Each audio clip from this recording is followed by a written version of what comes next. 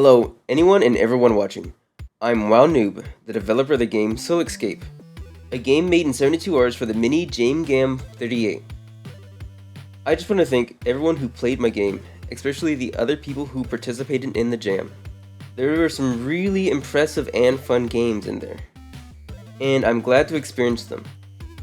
In this devlog, I'm going to mostly go over the log that I posted on my game page, and some of the development.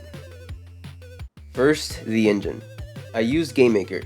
It's an engine I've used quite a long time. Before the creation of my previous jam game, the Guntis, the only game I made with GameMaker was Pong. Everything else was just testing out features or ideas like state machines, or seeing how to make structs. The latter was really helpful for this jam, as most of the systems I made before the jam, like UI elements and text typewriting, was created using constructors. Even though I consider myself pretty comfortable in using GameMaker, I do want to use other engines and even other frameworks like Love in the future. I have this thought: are you really a developer if you don't hunger for learning new things? Honestly, I don't think so, and I think every developer, not only game developers, should always strive to learn. Now, I'm going to talk about some specific things in my devlog that I have on my game page. I'm not going to go over all of it because it's honestly pretty long, so I'll be leaving the link in the description. But I will go over some things that I wrote inside of that devlog. First, the idea. It came to me pretty quickly, which I'm really glad for, because I joined the jam pretty late. This is different than my last jam, which I did join on time, but I feel like I used up quite a lot of time trying to come up with an idea, which almost led to me submitting to the jam late. Even though I am glad I didn't make this mistake in this jam, there was still some stuff that I wasn't able to do. One thing that's very noticeable and jarring is that the goal sprite is a big yellow box, instead of having an actual sprite like the rest of the game. Yeah, I kinda ran out of time, and I didn't really think I was gonna be able to come up with a sprite for the goal in 15 minutes, so I stuck with having a yellow, big, ugly box. One issue that I noticed was that as the deadline approached, my code got messier. This was something that I noticed in the Guntis, and it's an issue that I do acknowledge. So hopefully in any future jams, this won't be an issue. Some of the issues in the code were there were quite a lot of if statements. Too many for me, I think. And a lot of nested if statements. There were also magic numbers, which, yeah, I don't think I need to explain why magic numbers are bad.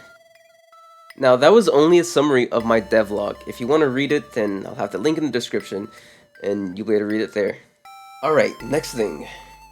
Since audio was the best aspect of my game, I'm going to go over how I made the soundtrack to Soul Escape.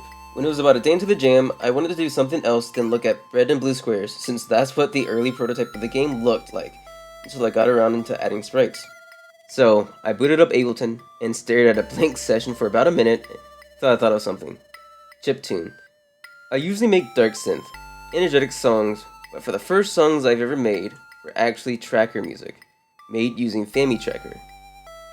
I've always loved chiptune music, and producers like NitroFun, Chip Zell, and Anamanaguchi, and hell, even some awesome tracker covers of some songs like a chiptune cover of Balatro's Theme by Lucas Pukas were major reasons why I stepped back into the field of chiptune music for this jam. But one issue is that I haven't made any kind of authentic chiptune in Ableton before, and I really didn't want to relearn FamiTracker just to make some. So I looked up how it could possibly be done, and I stumbled on a really good video by Ableton Certified Trainers Nordic community called Making Nintendo Entertainment System Music in Ableton Live, David Engstrom. My first thought was, wow, that's a long title, but it was the most informative video I found when researching chiptune in Ableton. It gave specific frequencies and limitations of the hardware at the time, and the bits and frequencies numbers to use for each wave. Thanks to him, I got my triangle wave to sound close to the triangle wave I remembered using in my FamiTracker days. For the first song, I wanted something energetic because I love energetic songs. They're like the main thing I produce. And I wanted the song to listen to the background and pump me up for when I go back and program blue boxes slamming into red boxes to make them disappear. I chose a pretty fast BPM and got to work testing out patterns until I came up with one that I loved. I'm not going to go over how I made it because I honestly suck at explaining my art process, and that includes producing music. Do not ask me how to produce music, you will not get a good answer. Last, I'll go over the art since that's the last thing I worked on. I decided on pixel art style since I didn't have a lot of time. I thought up a little creature design for the characters you play as. Since you were stealing souls, I decided on a demon with a crow sidekick. Design wise, I just designed the demon on what I liked on creatures.